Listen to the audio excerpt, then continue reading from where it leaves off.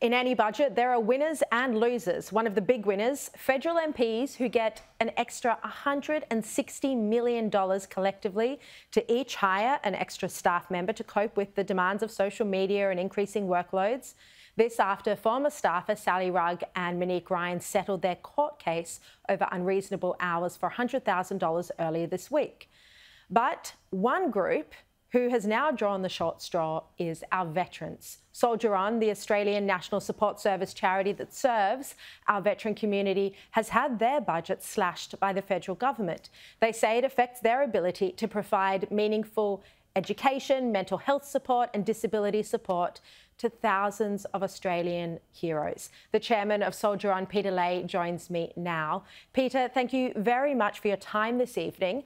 How much funding are you going to lose in this budget? It's $1.5 million over 4 years. So previously we've received $6 million over the 4 years. That's not to be continued now. So it's $1.5 million each year. It's a major disappointment, and it will have a quite dramatic impact on the services and support that we can provide to our veteran community. Were you given any reason by the federal government for why they've taken your funding away?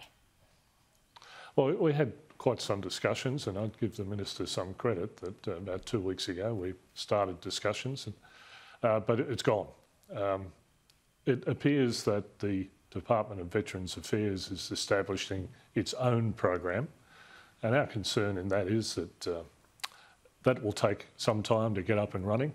We've currently got about 7,000 people who are using what we call a pathways program, which is pathways out of the military and into the civilian world, but predominantly about getting them employment or getting employment for their spouse or someone else in the family so that they can continue in the community.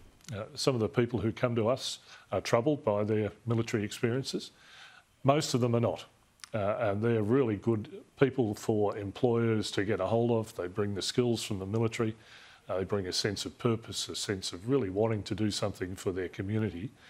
But with the loss of $1.5 million a year, we're going to have to adjust our program, adjust it in terms of its scope, but also adjust it in terms of its geographic spread.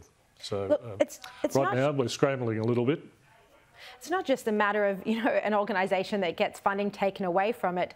As you say, you support veterans, you give them a sense of purpose, you help them find a reason to get up every day. We know mental health, PTSD is a really serious issue in this community.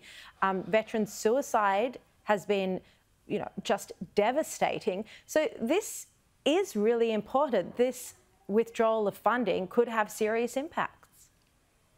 It certainly could, and I think the fact that we've got a Royal Commission into veteran suicide running at the moment, we've seen their interim report, and it's given us some ideas of what needs to be done, and we're starting to hear that the Royal Commission, which will report in June of next year, is considering the importance of community-based programs rather than government-provided programs. And we think that the support that we provide to about 7,000 people, the support that we're getting from our pledge partners, that is employers right across Australia who have said, hey, we want to have a look at those people who are leaving the military.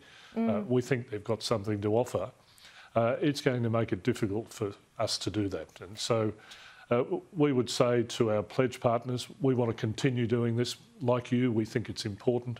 It's important for the individuals and their families and also for the employers.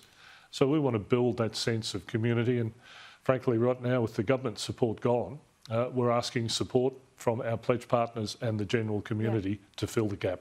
Just, Peter, before you go, when you hear that the government's given $159 million so politicians can get another staff member when their staff teams are already so bloated, and yet $159 million, but they've taken away your funding, $1.5 million, how does that make you feel? Well, we're disappointed. Government will make their own decisions, and we'd just like to, we already have pointed out the impact this would have, but I'd like government to just think about, well, this is really going to have an impact on our veterans who've fought for us, who've worked for us, and with this scourge of suicide out there, we want to make sure that there isn't a gap as it appears. So we're willing to work with government.